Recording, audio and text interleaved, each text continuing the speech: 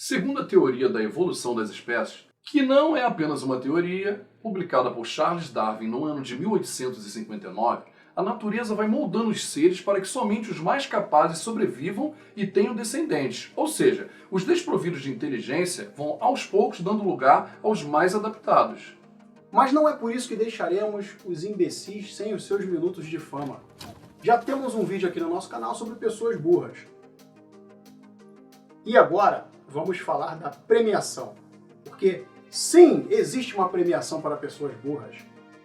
Pessoas burras? Só se for pra gente. E ela é considerado o Oscar dos imbecis. Se chama os Prêmios Darwin ou os Darwin Awards. Vamos conhecer agora algum desses vencedores? Simbora!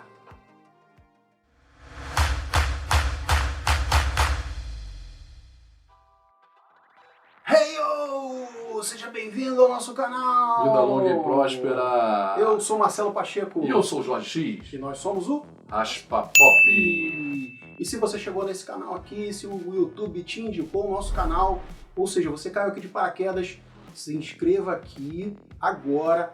Deixa o sininho aí acionado para você não perder, porque tem muita coisa boa no nosso canal. Metralha esse like aí, metralha, metralha, metralha. Simbora então pro tema de hoje. Você já ouviu falar dos prêmios Darwin? Esses prêmios são atribuídos de forma simbólica àquelas pessoas que, cometendo erros altamente absurdos, Jorge, morrem ou, no mínimo, ficam estéreis, ou seja, ficam incapazes de gerarem descendentes. Eita, bicho. Os prêmios baseiam-se no pressuposto de que esses indivíduos, com as suas mortes ou incapacidade de procriar, contribuem para a melhoria da genética humana ao eliminarem os maus genes como possíveis pais que poderiam propagar com eles a estupidez na espécie humana.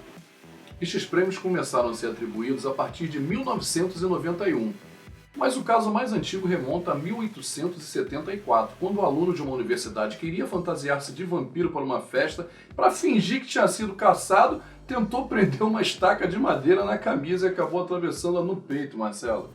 O cara levou a sério esse negócio de fingir que era vampiro, hein? Eita, cara. E o vampiro mal sucedido ainda, né? Capturado. Ou bem sucedido, né? Afinal de contas, na cultura pop, os vampiros têm que levar uma estaca mesmo no peito, né?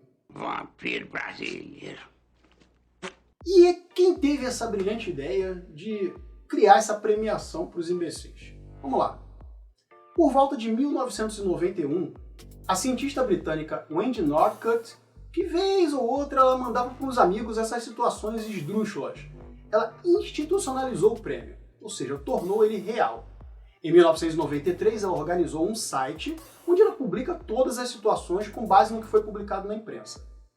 Mas não é qualquer história, não é qualquer imbecil que consegue figurar lá entre os ganhadores dos prêmios Darwin, não, gente. Só os melhores, né? Tem critério. Ou os piores, não é isso? Não sei. Difícil de saber. E os critérios são os seguintes. Para que um indivíduo mereça um prêmio Darwin, ele tem que ter a seguinte condição. Vamos lá, Jorge. Incapacidade de gerar descendência através da própria morte ou esterilização. Excelência.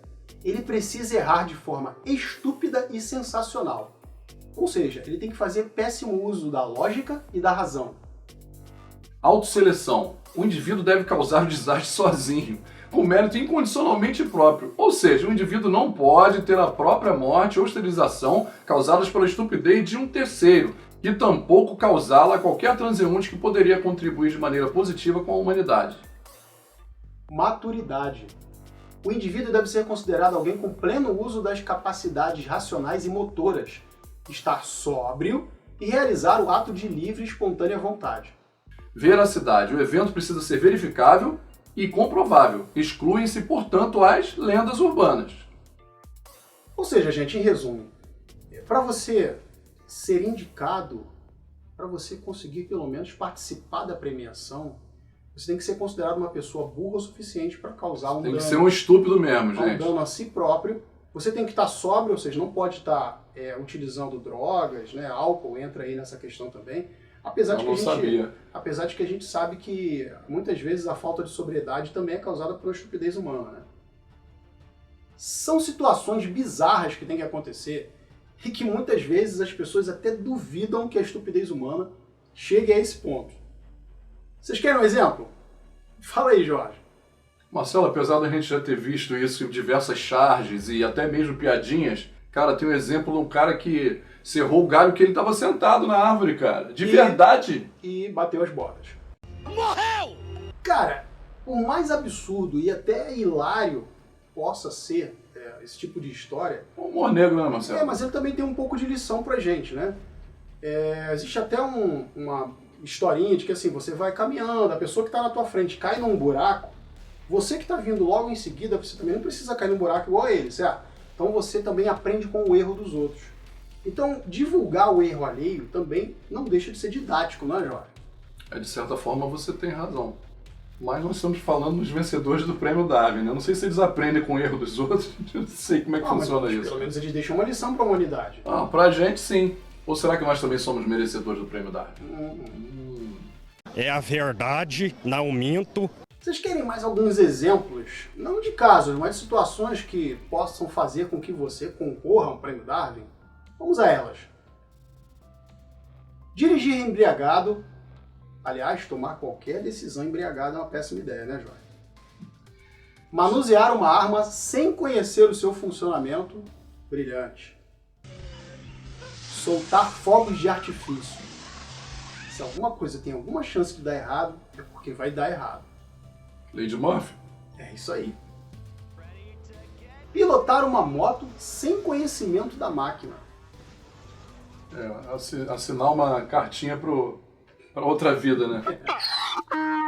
Na minha opinião, um forte candidato para o Prêmio Darwin 2020 é o americano Michael Hughes. O que ele fez, cara? Michael Hughes, conhecido como Mad Mike Louco em tradução livre, queria provar que a Terra era plana. Opa, peraí. Então, poxa, basicamente o que a gente está falando aqui, ou pelo menos o que os nossos estudos apontam, é que todo mundo que é terraplanista tem uma chance de entrar no Darwin Awards. Cara, não é bem assim. Você não espera molhar o bico? Então, fala aí o resto. Tá bom. Ele simplesmente construiu um foguete, amarrou-se nele e disparou. A ideia era conseguir atingir 5.000 pés de altura, o equivalente a mais ou menos 1.500 metros, para ver que a Terra não tinha qualquer curvatura. Por algum motivo, o paraquedas não funcionou. Veja o vídeo. Jorge, o caso do Michael Hughes, eu acho que ele ilustra bem a necessidade de existir essa premiação. E ele também confirma uma das mais famosas frases de Albert Einstein, que é a seguinte: somente duas coisas são infinitas, o universo e a estupidez humana. E não estou certo quanto ao universo. Ele falou isso, é? Momento curiosidade. O padre brasileiro Adelir Antônio de Carli ficou famoso internacionalmente depois de vencer o Prêmio Darwin de 2008. É o caso do padre dos balões, né, cara?